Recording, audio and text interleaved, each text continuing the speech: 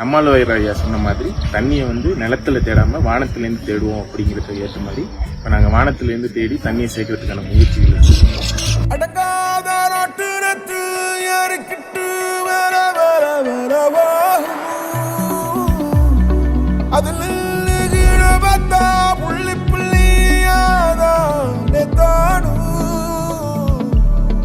அதுபோல போத உண்டாயங்கோ அதுபோல போத உண்டாயங்கோ அதுபோல போத உண்டாயங்கோ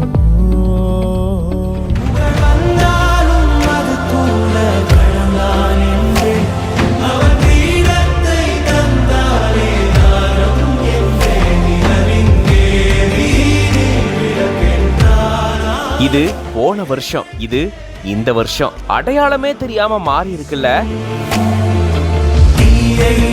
போன வருஷம் வறண்டு போய் தண்ணீரே இல்லாம இருக்கக்கூடிய இந்த ஏரி பச்சை பசேல்னு மரங்களோட அவ்வளோ தண்ணீரோட பார்க்கவே இப்படி மாறி இருக்கு.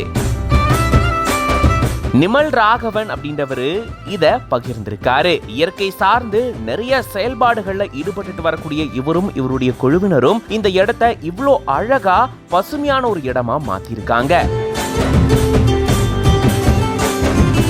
குஜராத் மாநிலம் டிண்டோடா அப்படின்ற கிராமத்துல ஓபா அப்படின்ற ஏரி இருக்கு. இந்த ஏரி பாத்தீங்கன்னா 2023ல தண்ணீரே இல்லாம வறண்டு போய் காய்ந்து போய் இருந்திருக்கு. அது மட்டும் இல்லாம இந்த ஏரி முறையா பராமரிப்பு இல்லாம இருந்திருக்காம். இந்த ஏரியை சுத்தி எந்த ஒரு கரையுமே பெருசா இல்லைன்னு சொல்லி இருந்திருக்காரு. அதுக்கப்புறமா இவருடைய குழுவினர் எல்லாரும் ஒண்ணு சேர்ந்து இந்த ஏரியை புனரமைச்சிருக்காங்க. முறையான கரைகள் அமைச்சிருக்காங்க. நடுவுல சின்ன சின்ன தீவுகள் மாதிரி திட்டுகளை ஏற்படுத்தி அதுலயும் மரங்களை நட்டு அந்த மரங்களும் வளர்ந்திருக்கு. இப்படி ஏரியை நல்லா புனரமைச்சு நல்லா ஆழப்படுத்தி எல்லா இடங்களையும் மரங்களை நட்டு முறையான கரையை அமைச்சதன் மூலமா இப்போ மழை பெஞ்சு ஏரி முழுக்க தண்ணீர் தேங்கியிருக்கு. அந்த இடமே பசுமையா மாறி இருக்கு.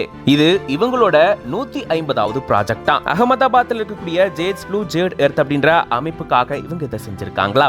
பல இடங்கள்ல மரங்களை நட்டு இடத்தையே பசுமையா மாத்திட்டு வரக்கூடிய இவங்க இப்போ இந்த ஏரியும் இப்படி பண்ணிருக்காங்க. இதை பத்தி நீங்க என்ன நினைக்கிறீங்க அப்படின்றத கமெண்ட்ஸ்ல சொல்லுங்க. இந்த மாதிரி இன்ட்ரெஸ்டிங்கான நிறைய வீடியோஸ்க்கு மறக்காம பிஹைண்ட் வுட்ஸ் பேஜை ஃபாலோ பண்ணிக்கோங்க.